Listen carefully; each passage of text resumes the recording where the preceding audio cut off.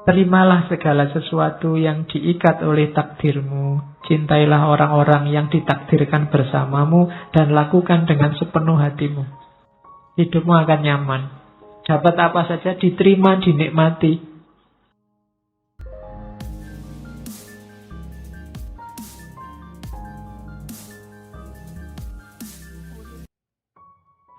Assalamualaikum warahmatullahi wabarakatuh. Saat bertindak, jangan menunda-nunda. Saat berkata, jangan membingungkan orang lain. Saat berpikir, jangan sesat. Latihan berpikir yang jernih. Jiwamu jangan pasif atau agresif. Pasif itu tidak ngapa-ngapain, agresif itu menyerang orang lain. Hidupmu jangan hanya mencari keuntungan. Ini rumusnya.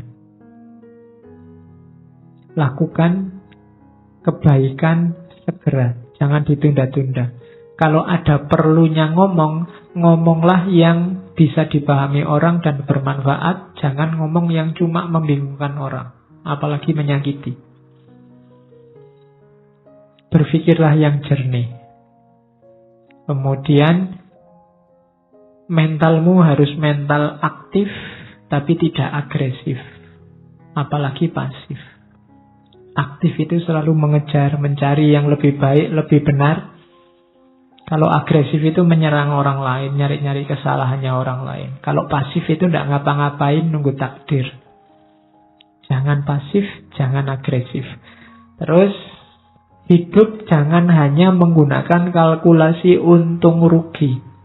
Kamu akan kecewa. Kamu akan kehilangan banyak malah. Setiap kali mau melakukan kebaikan, kalau kamu hanya nyari kalkulasi untung ruginya, akan ada sangat banyak hal yang terlewat dalam hidupmu nantinya. Maka Markus ngasih rumus 5 itu. Bertindak jangan ditunda, berkata jangan membingungkan, berpikir jangan sesat, jiwamu jangan pasif atau agresif, hidupmu jangan hanya mencari keuntungan. Kalau apapun yang kamu lakukan mencari keuntungan, yang ketemu justru adalah kerugian. Nah, ini rumusnya itu. Ini enak kalau diceramahkan, kalau dijalankan berat. Ya, kalau ngomong kan enak, kamu manduk-manduk, oh iya Pak, bener Pak. Cuma ya nanti keluar dari sini ya kembali ke asal. Kindness is unconquerable. Kebaikan itu tidak terkalahkan selama without flattery or hypocrisy. Selama tidak dibarengi flattery, kesombongan atau kemunafikan. Kemunafikan berarti baiknya pura-pura. Flattery berarti baiknya berpamrih dipuji, untuk kamu bahan menyombongkan diri. Jadi kebaikan itu akan rusak kalau kemasukan flattery dan hipokrisi. Flattery berarti ada pamrihnya, dan hipokrisi berarti kamu sebenarnya tidak melakukan kebaikan, cuma pura-pura. Kalau baikmu tulus, tidak pura-pura, maka kebaikanmu tidak akan ada yang mengalahkan. Unconquerable. Mungkin pakai rumus ini yang dipakai oleh Markus, sehingga sedahsyat apapun kepahitan hidupnya, kesulitan yang dia hadapi, dia bisa bertahan sampai akhir. Dan jadi salah satu kaisar paling menonjol dari Romawi. Oke, selanjutnya tentang kebersihan jiwa. Kalau tadi kan yang baik-baik, yang jelek-jelek tolong jangan masuk. Yang pertama apa? Ambisi. Ambisi berarti mengikatkan kenyamananmu pada apa yang dikatakan atau dilakukan orang lain. Orang yang berambisi itu kan targetnya biasanya keluar dari dirinya. Kesuksesan yang bergantung pada orang lain. Kamu tidak akan ketemu apa yang kamu ambisikan.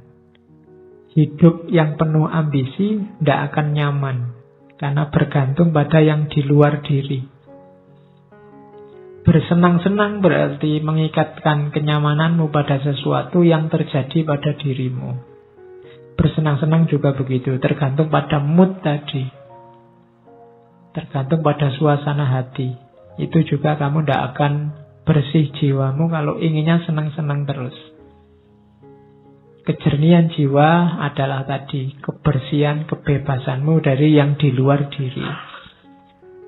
Jangan tertipu oleh dua hal ini selanjutnya. Celaan dan pujian tidak memiliki efek yang sejati. Kalau engkau melakukan kebaikan, dicela atau dipuji orang, tidak akan mengefek pada kebaikan itu. Kebaikan tidak akan jadi jelek meskipun dia dicaci orang. Dan sebaliknya, kejelekan juga tidak akan jadi baik meskipun dia dipuji-puji. Celaan dan pujian tidak memiliki efek yang sejati, tidak memiliki efek yang hakiki. Efeknya cuma citra-citra di luar saja, tapi yang baik akan tetap baik, yang jelek juga akan tetap jelek. Biar jiwamu bersih, maka tidak perlu kamu terpengaruh oleh celaan atau pujian. Selanjutnya, tidak ada kesombongan yang lebih tinggi dibandingkan orang yang membanggakan ketidaksombongannya, kerendah hatiannya. Saya Pak, tidak sombong loh saya itu sombong paling pol itu. Ya. Saya itu murah hati loh Pak, saya itu suka menolong, baik, tidak sombong. Rendah hati itu, kalau versinya Markus justru itu kesombongan yang paling tinggi. Menyombongkan kerendah hatian. Oke, susah ya rumusnya. Ternyata yang kita anggap rendah hati ternyata justru kesombongan. Kemudian jangan kotori jiwamu dengan kemarahan. Kenapa? Karena efeknya marah itu biasanya lebih dahsyat dibandingkan sebabnya marah. Kamu marah karena temenmu minjem motormu tidak pamit. Kemarahanmu kamu ungkapkan dalam bentuk apa? Itu biasanya efek dari kemarahan ini lebih dahsyat daripada sekedar motormu tadi nggak bisa kamu pakai karena dipinjam sebentar. Jadi hati-hati dengan kemarahan. Makanya ketika kamu tiba-tiba dilanda kemarahan, karena ada petunjuknya dari hadis itu, kalau kamu pas berdiri, duduklah. Kalau pas duduk, ya berbaringlah. Maksudnya apa? Jangan melakukan apa-apa dulu, karena kamu sedang gelap. Karena efeknya nanti pasti akan kamu sesali. Semua tindakan yang didasari oleh kemarahan akan kamu sesali. Bahkan lebih kamu sesali nanti dibandingkan sebabnya.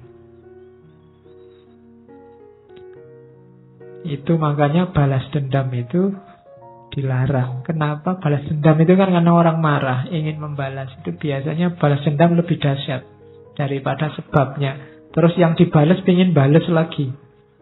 Saling marah itu yang bikin peradaban kita gelap. Kamu dicaci maki orang, dibikinkan fitnah, dibikinkan hoak, kan terus kamu mangkel, terus kamu balas. Emangnya cuma lu yang bisa bikin hoak, aku juga bisa. Terus akhirnya podo rusak. Nah, jiwamu jadi tidak bersih. Terus ini juga rumus. Jangan anggap berharga apapun yang membuatmu mengingkari janji, membuatmu kehilangan harga diri, membuatmu membenci orang lain, mencurigai orang lain, mengutuk orang lain, membuatmu berlaku munafik, atau menginginkan sesuatu yang tidak ingin diketahui orang lain. Jangan anggap berharga itu maksudnya jangan diambil ini. Apapun yang membuatmu membenci orang lain, mending tidak usah kamu ambil. Membuatmu nantinya akan mengutuk-ngutuk orang lain, mending tidak usah kamu ambil. Membuatmu kehilangan harga diri, tidak usah kamu ambil.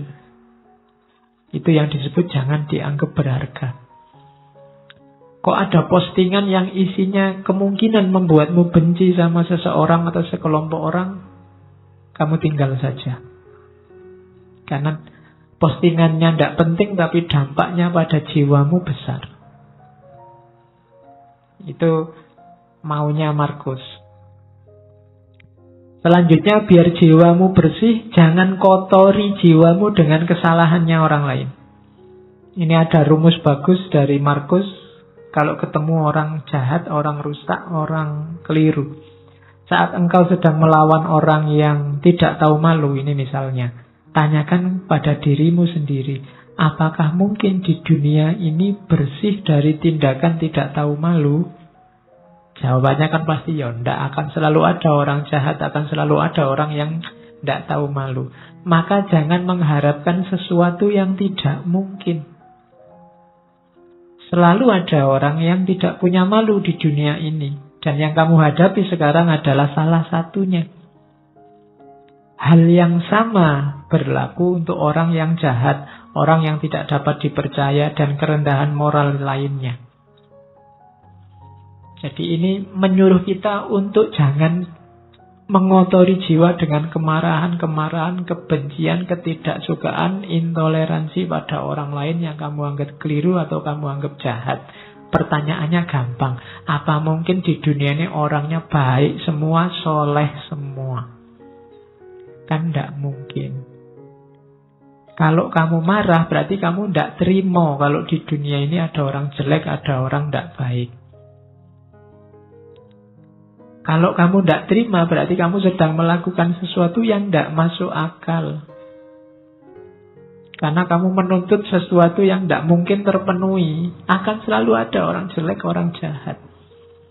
Maka ngapain kamu mengotori dirimu gara-gara itu? Ada orang jahat, ya monggo, memang hidup ini ada yang baik, ada yang jahat. Tapi jangan kejahatannya dia membuatmu juga jadi jahat. Kejelekannya dia membuatmu juga jadi jelek. Hari ini banyak begitu. Karena grup sana maki-maki, kamu juga maki-maki. Karena grup sana kemarin menggoreng isu, sekarang ada isu baru, saatnya kita balas menggoreng isu. Sama saja, itu berarti jiwa kita sama-sama kotor. Kalau kamu mimpi orang itu harus baik semua sesuai idealmu, mimpimu itu mimpi yang tidak realistis. Tidak mungkin orang itu akan jadi baik semua. Kalau kamu tidak terima ada orang jahat, kamu menyusahkan dirimu sendiri. Akan ada selalu orang yang tidak baik. Maka bersihkan dirimu. Oke. Setelah semua tadi yang di atas, tugas kita sekarang apa? Ayo merayakan hidup. Senanglah, bahagialah dalam hidupmu. Ojo kokean sumpek. Tadi rumusnya sudah banyak. Hidup kita kan sesuai yang kita pikirkan. Saat engkau bangun pagi, katanya Markus, pikirkanlah betapa istimewanya kamu masih bisa hidup, masih bisa berpikir, bisa ngaji filsafat, bisa sarapan, ngerokok, ngopi, dan masih bisa mencintai. Loh iya kan? Loh istimewa, loh alhamdulillah kamu masih bisa mencintai. Ada orang yang bangun pagi mikir menyerang orang yang dibenci. Kamu masih bisa cinta sama siapa, masih bisa say hello, masih bisa bilang miss you, masih bisa bilang sudah tidur apa belum, masih bisa bilang bersyukurlah. Ya kan? Setiap kali bangun tidur bersyukurlah. Kenapa? Masih diberi kesempatan hidup lagi. Tidak ada jaminan loh begitu kamu tidur terus bisa bangun. Kamu sendiri kan tidak bisa mengatur dirimu biar pokoknya besok saya harus bangun. Tidak bisa. Ternyata bangun atau tidak tergantung dirimu. Maka bersyukurlah. Begitu bangun kamu masih bisa sadar, masih bisa mikir, itu kenikmatan luar biasa. Bersyukurlah.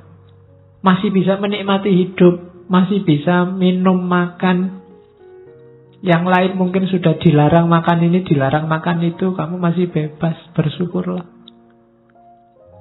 Paling tidak kamu masih bisa mencintai seseorang. Rayakanlah hidupmu. Wajahmu jangan kayak wajah orang susah terus. Ya, hidup kita ini menyenangkan kok. Oke, terimalah segala sesuatu yang diikat oleh takdirmu. Cintailah orang-orang yang ditakdirkan bersamamu dan lakukan dengan sepenuh hatimu. Hidupmu akan nyaman. Dapat apa saja diterima, dinikmati. Makan di angkringan, dinikmati, ya enak. Ada yang neraktir di restoran, alhamdulillah, ya lumayan enak. Semuanya enak, mana sih yang tidak enak, apalagi kalau ditraktir. Jadi, bersama siapapun dinikmati, tidak usah milih-milih teman. Yo, setiap orang punya karakter, punya gayanya sendiri. Tapi kan ada yang jahat, Pak. Ya, jahat silahkan jahat, tapi kan tidak mengotori jiwamu. Karena kalau kamu saya pinginnya teman itu baik semua, Pak, sama saya peduli semua, itu mimpi, tidak mungkin. Ya kan? Kalau dihitung teman yang peduli sama kamu sama yang cuek, insya Allah lebih banyak yang cuek. Loh, tapi kalau ketemu senyum itu basa-basi. Ya, setiap orang disibukkan nomor satu dengan hidupnya sendiri masing-masing. Jadi rayakanlah hidupmu, jangan terlalu sumpek. Jangan memimpikan apa yang tidak engkau miliki. Namun akuilah anugerah atas apa yang engkau miliki, lalu bersyukurlah sambil mengingat, tulisannya salah itu. Sambil mengingat betapa engkau akan sangat memimpikan apa yang kau miliki sekarang kalau engkau tidak memilikinya. Kamu pegang HP, syukurilah. Tidak usah mimpi pegang HP yang lebih mahal dengan kualitas lebih baik. Kamu punyanya HP ini. Mikirnya dibalik. Seandainya HP kayak gini saja aku tidak punya, aku mesti mati-matian ingin beli HP yang kayak gini. Loh. Punya pacar kok tidak terlalu cakep. Mikirnya juga begitu. Kalau kamu mikir, kok nyari yang lebih cakep lah, kamu mimpi. Mikirnya dibalik. Seandainya yang kayak gini saja aku tidak dapat, mesti aku ngejar-ngejar yang kayak gini juga. Nanti kamu jadi bersyukur. Gitu loh. Iya, mikirnya dibalik. Itu membuat kamu bersyukur. Kuliah dapat nilai C misalnya. C kan batas minimal kamu lulus. Itu kan, waduh kok tidak dapat A ya. Wah, itu kamu akan sumpek. Kenapa kamu mimpi yang kamu tidak punya?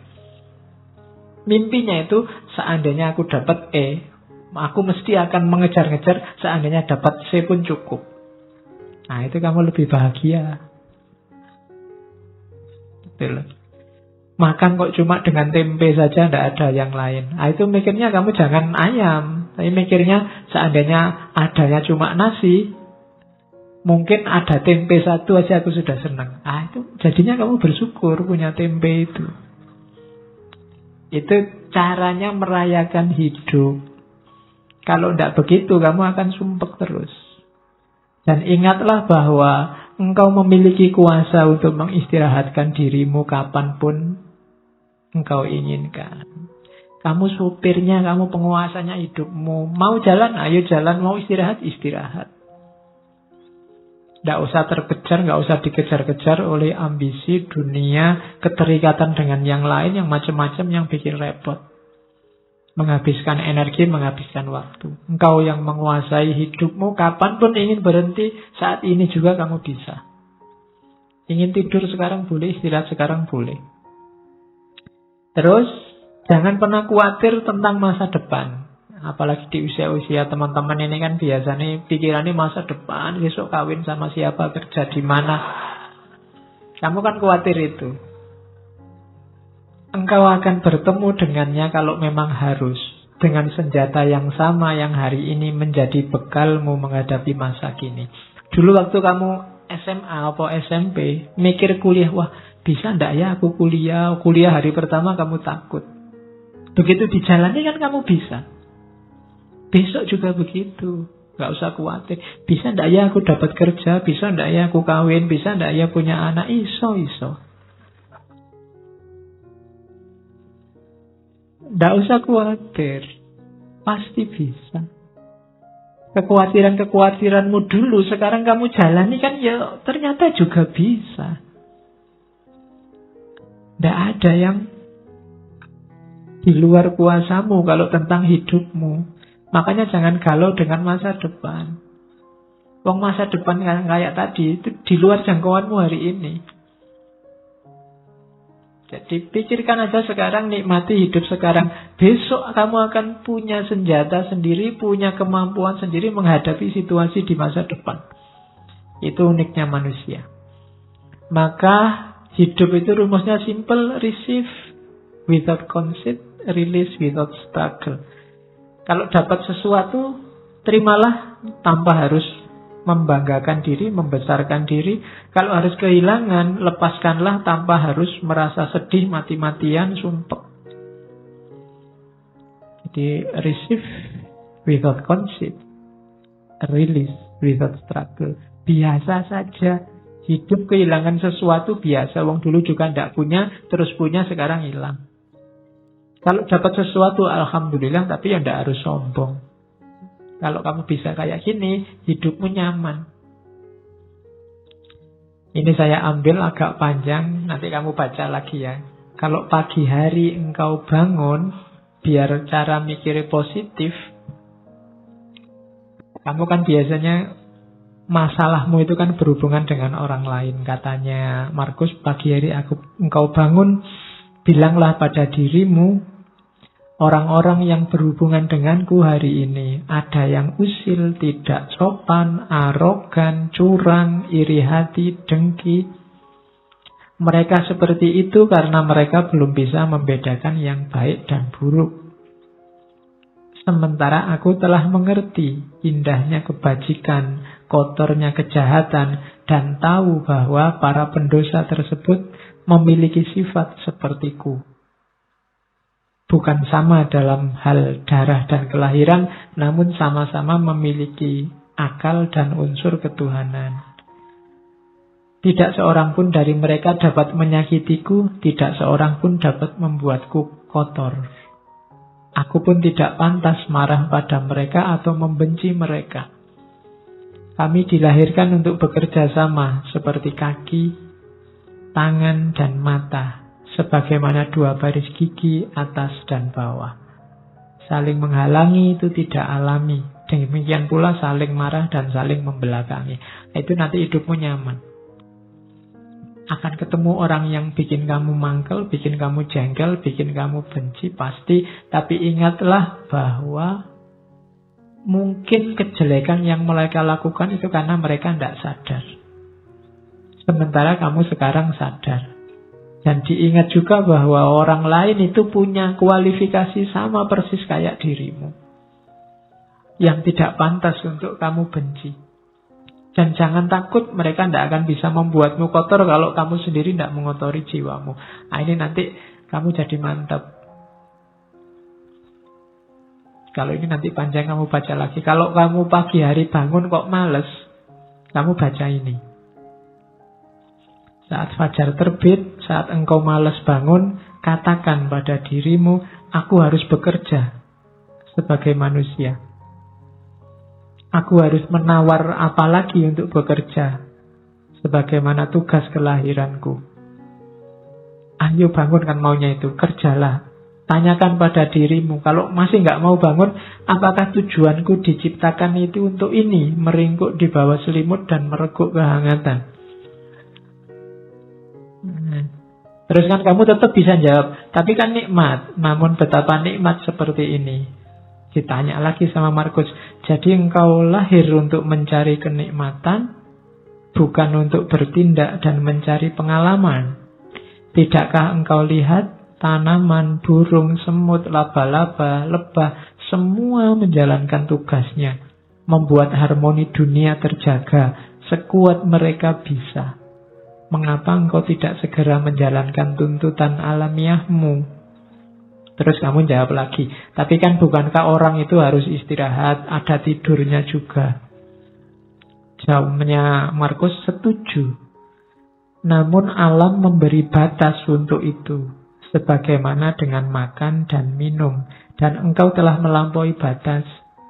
Ini sudah jam 9. Ya. Ya. Ndak ono jam 9. Engkau telah berlebih dalam istirahat, namun kurang dalam bekerja. Engkau tidak cukup mencintai dirimu. Engkau tidak mencintai sifat alamimu dan tugasmu. Orang yang mencintai tugasnya, mengabdikan diri dan menjalankannya, bahkan kadang sampai lupa makan dan mandi. Sementara kamu lupa tugasmu gara-gara tidur. Apakah engkau tidak menghormati dirimu sendiri sebagaimana pelukis mencintai lukisan, penari mencintai tarian, orang pelit mencintai uangnya, atau pemburu jabatan mencintai statusnya? Saat mereka benar-benar dipengaruhi oleh yang mereka kerjakan, mereka bahkan tidak makan dan minum karena menjalankan kecintaan mereka. Ini filsafat bangun tidur. Ya. Biar kamu tidak males-malesan. Karena kadang-kadang kalau sudah males kan, meskipun bolak-balik HP-nya kamu tambah 10 menit sudah bunyi, 10 menit lagi, bunyi lagi, 10 menit lagi. Ning ya ora tangi-tangi. Oke. Kalau ini rumus hidup sama orang lain. Kapanpun engkau menemukan kesalahan pada diri orang lain, tanyakan pada dirimu, apa kesalahan yang pernah kulakukan yang mirip dengan kesalahan yang akan aku kritik ini? Kalau ada orang lain salah, tanya pada dirimu, pernah nggak kamu melakukan salah yang sama atau mirip? Itu nanti akan mengurangi kadar agresifmu terhadap kesalahan orang lain. Saya ingin balas dendam, Pak. Ada orang menyalahi saya. Katanya Markus, balas dendam terbaik adalah dengan tidak menjadi seperti musuhmu. Balaslah musuh yang mencaci makimu dengan tidak mencaci maki. Itu balas dendam terbaik. Balaslah musuh yang menyakitimu dengan tidak menyakitinya. Manusia ada dengan saling membutuhkan kepada sesama, kamu akui atau tidak. Kamu harus hidup bareng orang lain, mau atau tidak. Maka kalau kamu tidak mampu mengajari mereka, belajarlah untuk tahan hidup bersama mereka. Sudah kamu nasihati kok tidak pulih-pulih jadi baik, ya gimana lagi? Sekarang kamu latih dirimu untuk kuat bareng mereka. Misalnya kamu punya teman sak kos-kosan, berdua, kok ya males mandi. Sudah kamu nasihati, tetap males mandi. Solusinya apa? Kamu latihanlah untuk bisa tahan dekat orang yang males mandi. Jadi rumusnya simple. Jadi kalau kamu tidak tahan terus, sementara dia tidak berubah-berubah, kamu akan hidupmu tersiksa terus. Loh Pak, kok dia tidak berubah-berubah? Kamu tidak menguasai perubahan dia. Yang bisa kamu kuasai kan perubahan dirimu. Lebih gampang melatih dirimu untuk tahan bersama dia dibandingkan kamu mengubah dia. Ya doakan saja dia bisa berubah. Tapi kalau tidak, kamu kuat hidup bersamanya. Kemudian lagi, lakukan apapun yang kamu inginkan. Bahkan jika engkau memecah belah dirimu, sebagian besar orang akan melakukan hal yang sama seperti sebelumnya. Ini maksudnya, kamu jangan terlalu pusing dengan kelakuan orang lain, tindakan orang lain. Kayak tadi, wah orang Indonesia ini kok tambah tidak toleran orang ini. Kamu kan sumpek sendiri. Sudahlah, kamu lakukan yang menurutmu baik. Kalau kamu ingin mengubah mereka, bahkan sampai kamu mecah-mecah dirimu, kamu katanya Markus, mereka akan balik lagi seperti adanya. Itulah karakternya manusia. Terus merasa sayang pada orang lain meskipun mereka melakukan banyak kesalahan adalah sifat uniknya manusia. Engkau dapat melakukannya. Cukup dengan mengakui bahwa mereka juga manusia. Mereka melakukan itu karena tidak sadar.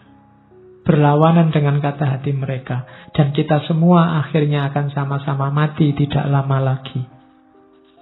Kita ini hidup bareng-bareng, ada orang yang salah, ada orang yang bisa diingatkan, ada orang yang tidak bisa diingatkan.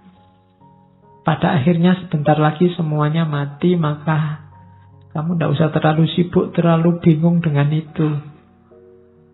Tidak masalah. Ingatlah, mereka tidak benar-benar menyakitimu, dan mereka tidak melenyapkan atau mengubahmu, melenyapkan kemampuanmu untuk milih. Hidupmu tetap bebas tanpa harus terikat oleh mereka, meskipun kamu hidup bersama mereka. If any man despise me, kalau ada orang menjahatiku, itu urusannya dia. Urusanku adalah tidak melakukan atau mengatakan sesuatu yang layak dicela. Jadi kalau ada orang jahat padamu, kalau ada orang menyakitimu, itu sebenarnya tidak ada urusan denganmu. Urusannya dia.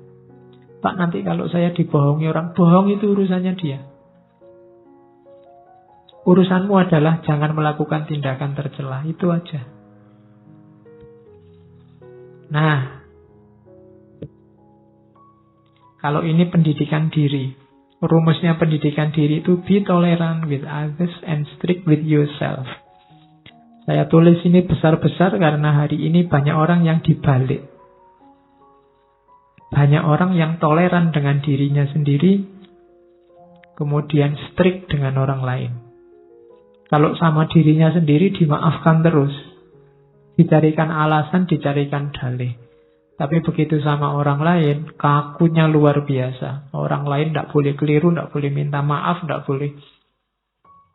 Itu yang kita lakukan hari ini dan terjadi di mana-mana saling balas-membalas. Terbalik. Harusnya kita toleran terhadap orang lain dan strict terhadap diri kita sendiri. Jangan dibalik. Nah, ini rumusnya. Aku sering heran kenapa orang mencintai dirinya lebih dari semua orang yang lain, namun ia kurang menghargai pandangannya sendiri tentang dirinya dibandingkan pandangan orang lain. Ini nasihat sebenarnya untuk kamu jangan mudah terpengaruh oleh orang lain. Jangan mudah terpengaruh oleh komentarnya orang, pandangannya orang terhadap dirimu. Kamu punya jati diri sendiri, tidak apa-apa. Orang ngomong apa aja, tidak usah terpengaruh. Logikanya orang itu lebih mencintai dirinya sendiri. Berarti apa? Lebih dengarkanlah pandanganmu sendiri. Jangan mudah tertipu oleh orang lain. Apapun yang dilakukan atau dikatakan orang, aku harus tetap menjadi Zamrud dan mempertahankan warnaku. Ini urusannya jati diri. Hidup sama orang lain, ya, toleran, ya, tapi jati diri jangan hilang. Kamu punya identitas sendiri. Terus, nasihatnya Markus, ya, awas ya, kamu jangan merendahkan dirimu sendiri. Teruslah rendahkan dirimu, wahai jiwa, maka segera peluangmu untuk mendapat kehormatan akan lenyap. Lama-lama identitasmu hilang dan kamu tidak akan dihargai orang. Setiap orang punya satu kehidupan. Milikmu sudah hampir habis gara-gara kamu singkirkan terus, kamu sisihkan terus identitasmu. Dan engkau tidak memperlakukan dirimu sendiri secara hormat, engkau malah mempercayakan kebahagiaanmu pada jiwa-jiwa yang lain. Ini tuntunan untuk kita tegas pada diri sendiri. Oke. Saya bawa quote terakhir, engkau selalu memiliki pilihan untuk tidak berpendapat. Ini nasihat untuk kita hari ini ya. Tidak ada yang nyuruh kamu tiap hari posting, tiap hari bikin status, tiap hari ngomentari statusnya orang lain. Engkau selalu memiliki pilihan untuk tidak berpendapat. Tidak berpendapat itu sah. Tidak perlu selalu susah payah atau membebani jiwamu dengan segala sesuatu yang tak dapat engkau kuasai. Hal-hal tersebut tidak membutuhkanmu untuk menilainya. Tidak usah gaya dikit-dikit. Menurut saya, tokoh itu ngapain? Emangnya komentarmu yang mendengar siapa? Hal tersebut tidak butuh penilaianmu. Ngapain kamu capek-capek? Engkau punya pilihan untuk tidak usah berpendapat. Leave them alone. Mereka punya penanggung jawabnya sendiri-sendiri. Terkecuali suaramu berpengaruh didengar, baru ngomonglah. Tapi kalau tidak, cari yang lebih esensial untuk hidupmu, untuk dikomentari dan dibahas. Itu nasihatnya Markus. Hari ini banyak orang yang bukan wilayahnya, tidak seharusnya dia menilai, mengomentari. Ikut menilai, ikut mengomentari sehingga kacau semuanya. Idza wusidal amru ila ghairi ahlihi fantadhirisa. Leave them alone. Biarkan yang bertanggung jawab yang ngurusi. Oke ya. Oh, masih ada. Stop whatever you are doing for a moment and ask yourself. Ini nasihat panjang. Am I afraid of that because I won't be able to do this anymore? Biasanya yang membuat kita banyak terhenti untuk melakukan kebaikan adalah takut mati. Was-was, takut mati ini sering mengganggu kita. Katanya Markus sekali-sekali gini deh rumusnya. Saat kamu melakukan apapun yang membuat kamu senang, coba berhenti sebentar. Apa gara-gara ini ya? Gara-gara khawatir tidak punya ini atau tidak melakukan ini, aku takut mati. Seberapa pentingnya sih yang saya lakukan ini? Seberapa baiknya sih yang aku miliki ini? Tiap kali melakukan itu, coba berhenti sebentar. Ini untuk meminimalisir rasa takut mati. Kira-kira kalau tidak ada ngaji filsafat ini kan tidak apa-apa toh. Ngapain sih harus tak gendoli sampai takut mati misalnya. Nanti kalau saya tidak ada yang mimpin ngaji sopo, ngapain sampai mikir ke sana. Wong ini tidak ada juga tidak apa-apa. Kalian kalau tidak ada ngaji kan malah santai. Tidak ada beban untuk datang ke sini, bisa diganti yang lain. Tapi kadang-kadang yang tidak harus menggendoli, mengikat hidup kita jadi mengikat. Kuliah misalnya, kamu kan diikat sedemikian rupa oleh dunia yang namanya kampus dan kuliah. Apa iya sih hidupmu wajib ada kuliahnya, wajib di kampus? Simba-simbamu dulu kuliah sekolahnya cuma sampai SD, SR. Ya sukses, sawahnya luas. Bisa nguliahkan anak cucunya. Apa wajib harus ada itu? Apa wajib sih harus punya rumah, punya mobil, punya itu? Itu caranya untuk menenteramkan hati dari rasa takut akan mati. Karena nasihat terbaik itu kan mati. Begitu orang ingat mati, bukan takut mati, maka kemungkinan besar dia akan mudah untuk mempersiapkan diri menghadapi hidup